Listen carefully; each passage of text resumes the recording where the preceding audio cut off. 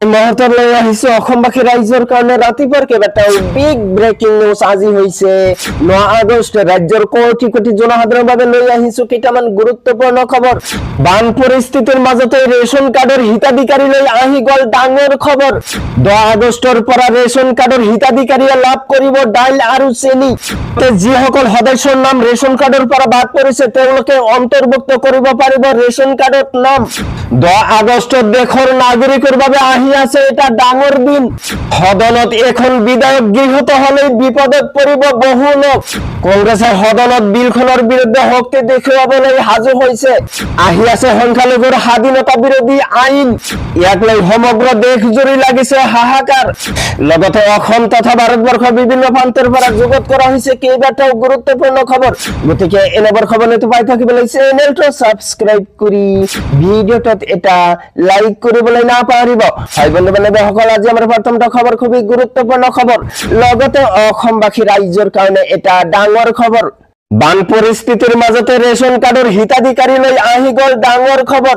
10 আগষ্টৰ পৰা ৰেচন কাৰ্ডৰ হিতাধিকাৰীয়ে লাভ কৰিব দাইল আৰু চেনি।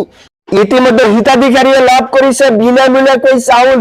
ছেপ্টেম্বৰ মাহৰ পৰাই চাউলৰ সৈতে একেলগে পাব দাইল আৰু চেনি। সুলভ মূল্যৰ দোকানত ৰেচনৰ চাউল বিতৰণ কাৰ্য পৰিদৰ্শন কৰে মন্ত্ৰী কৌশিক ৰায়ে। ৰেচনৰ দোকানীৰ সমস্যা শীঘ্ৰেই সমাধান হোৱাৰ পথত। ৰেচন বিতৰণক লৈ দোকানীসকলৰ সৈতে গুৰুত্বপূৰ্ণ বৈঠক মন্ত্ৰী কৌশিক ৰায়ৰ। তাৰ পিছত জনাইছো আমাৰ দ্বিতীয় খবৰ খুবেই গুৰুত্বপূৰ্ণ খবৰ। লগতে ৰাজ্যৰ কোটি কোটি জনসাধাৰণৰ বাবে লৈ আহিছো ডাঙৰ খবৰ। 10 আগষ্টত দেশৰ নাগৰিকৰ বাবে এটা ডাঙৰ দিন। সদনত এখন বিধায়ক গৃহীত হলে বিপদত পৰিব বহু লোক। কংগ্ৰেছে সদনত বিলখনৰ বিৰুদ্ধে শক্তি দেখুৱাবলৈ সাজু হৈছে। আহি আছে সংখ্যালঘুৰ স্বাধীনতা বিৰোধী আইন। দেশত লাগিছে বিধায়কখনক লৈ হুলস্থুল। বেচৰকাৰী সংস্থাক সম্পূৰ্ণ নিয়ন্ত্ৰণ কৰিব চৰকাৰে। ধৰ্মান্তকৰণত ব্যৱহাৰ কৰিব নোৱাৰিব বিদেশী অনুদান। চৰকাৰৰ নজৰত থাকিব NGO ট্ৰাক ধৰ্মীয় সংস্থা। সমাজ কল্যাণ সংস্থা শিক্ষা অনুষ্ঠানো থাকিব নজৰত। বিদেশী দলেৰে গড়া সম্পত্তি থাকিব চৰকাৰৰ নিয়ন্ত্ৰণ।